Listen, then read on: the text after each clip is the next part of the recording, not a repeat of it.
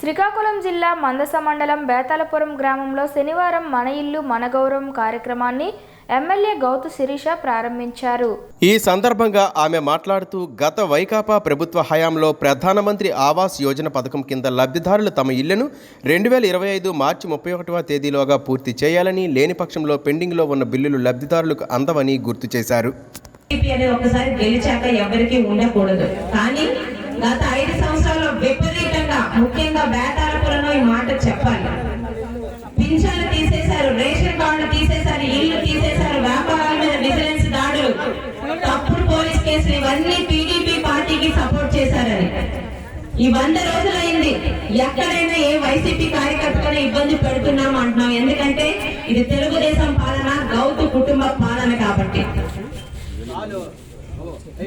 ఇల్లు అన్నది ఎంత ముఖ్యమో ఎంత ప్రాముఖ్యమో ఇప్పుడే మన స్పెషల్ ఆఫీసర్ గారు చెప్పారు. ఇల్లు లేకపోతే ఎంతటి ఇబ్బందో మాకు తెలుసు. కాబట్టి 2019-24 మధ్య ఇచ్చింది వైసీపీ కార్యకర్తలకైనా కూడా మీరు రేపు